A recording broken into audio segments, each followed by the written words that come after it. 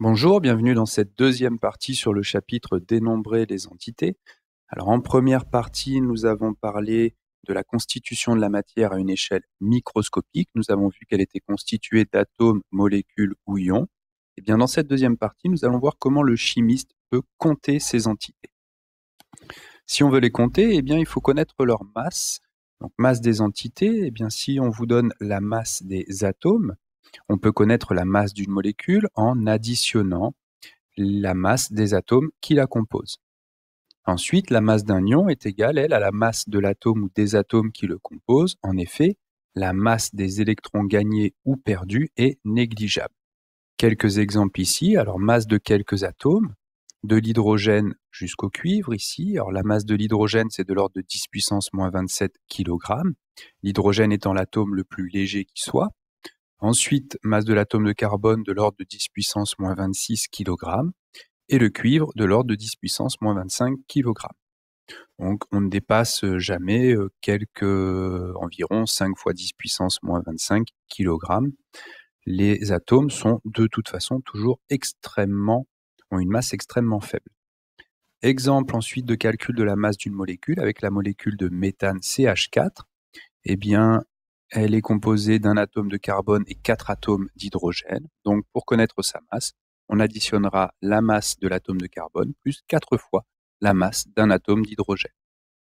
Ensuite, la masse d'un ion, eh bien exemple, ion cuivre 2 Cu2+, c'est formé lorsque l'atome de cuivre a perdu 2 électrons, mais il aura la même masse que l'atome de cuivre parce que la masse des électrons est extrêmement faible, négligeable par rapport à la masse des autres constituants de l'atome.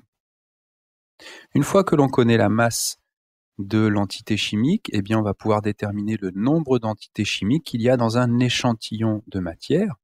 Si la masse de l'échantillon c'est MECH et qu'on connaît la masse d'une entité petit m qui compose cet échantillon, dans ce cas-là, avec un simple calcul de proportionnalité, nous pourrons déterminer le nombre d'entités grand N qu'il y a dans l'échantillon.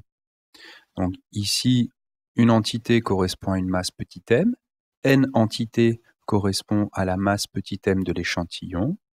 Donc si on pose le calcul de proportionnalité, grand N sur 1, grand N, va être égal à masse de l'échantillon divisé par petit m.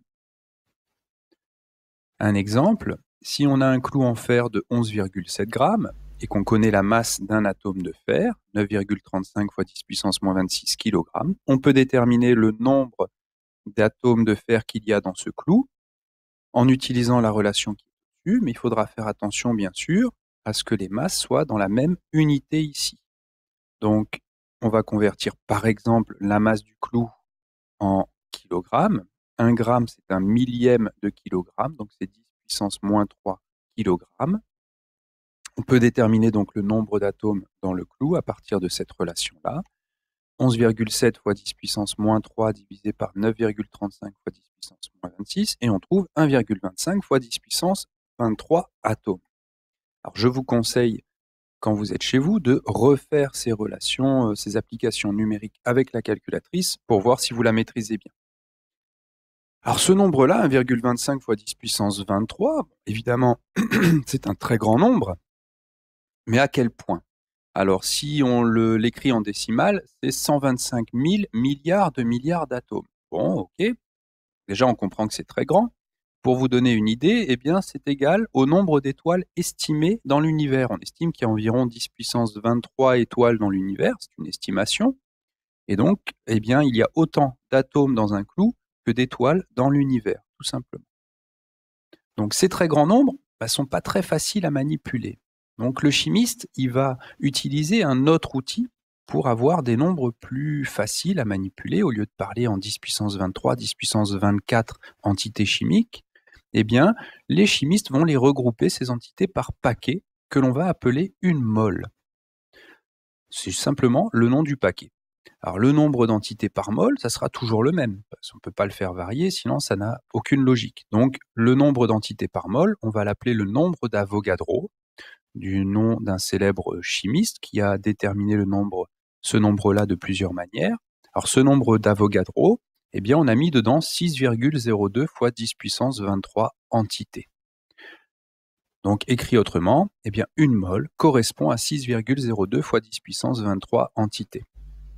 Cette méthode-là, c'est ce qu'on utilise lorsqu'on manipule des petits objets ou lorsqu'on utilise un très grand nombre, par exemple, des feuilles de papier. Eh bien, on va parler, quand on a besoin d'un paquet de feuilles, de 500 feuilles, on va parler en paquet, justement, plutôt que de parler, de dire 500 feuilles, 1000 feuilles. Voilà, quand on va aller au magasin, on va pas dire donnez-moi 1500 feuilles, on va plutôt simplement dire donnez-moi 3 paquets de feuilles, puisque les feuilles sont toujours regroupées par 500. Donc c'est beaucoup plus simple. Et donc, on va parler en quantité de matière. Le chimiste parle en quantité de matière. C'est simplement le nom que l'on donne à la mesure du nombre de moles qu'il y a d'entités dans un échantillon. Donc, mol, ça sera simplement une unité. Et la quantité de matière, c'est la grandeur que l'on mesure. Donc, si on connaît le nombre d'entités grand N dans un échantillon, on va à nouveau faire un calcul de proportionnalité pour déterminer la quantité de matière petit n. On a dit qu'une mole correspondait à 6,02 fois 10 puissance 23 entités. Et nous, on cherche petit n mol correspondant à grand N entités. Donc, à nouveau, calcul de proportionnalité. Eh bien, petit n sera égal à grand N divisé par Na. Un exemple d'application, le clou en fer que l'on a vu précédemment, on a vu qu'il contenait 1,25 fois 10 puissance 23 atomes. Si on détermine la quantité de matière petit n avec la relation grand N sur Na, 1,25 fois 10 puissance 23 sur 6,02 fois 10 puissance 23, ça fait 0,208 mol. Donc là, d'un coup, on se retrouve avec une valeur décimale, 0,208, qu'il est beaucoup plus facile de comprendre et d'imaginer. 0,2 environ, c'est 1/5 de mol. Et donc, c'est plus facile à exprimer, à manipuler que le nombre d'atomes 1,25 fois 10 puissance 23. Donc, le chimiste parle en quantité de matière, c'est-à-dire en nombre de moles, pour exprimer les quantités que contiennent un échantillon, les quantités d'entités que contient un échantillon de matière.